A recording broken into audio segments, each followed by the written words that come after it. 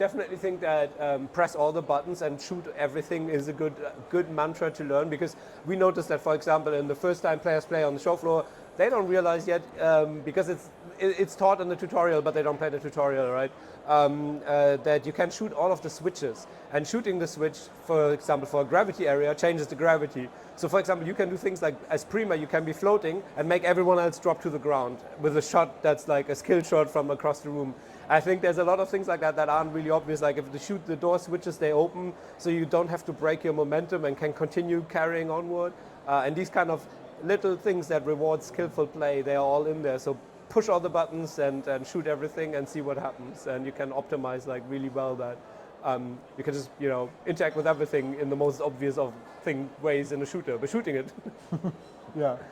One thing that it took me a few minutes to work out, like, again, maybe it's because you didn't get to play the tutorial. It's like, where am I actually meant to be going? Yeah. But there is freedom, right? So you can approach things in different ways. Exactly. I think there's obviously there's a challenge, and that's one of the things where we love going into beta and see how do players pick it up, how do we have to iterate it. Like one of the things we improved a lot over the last year was UI and communication of that game mode. But it's one of the things where we don't think we are yet where we need to be, but that's why we're into beta, not into full release, because we want to figure that out.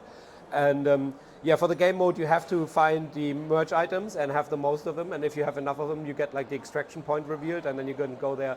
But we definitely want that freedom of players to go, do you rush a merge wall? Do you try to rush a few merge walls in a row? Do you go to one of our gear up or supply areas first and get like shields or grenades?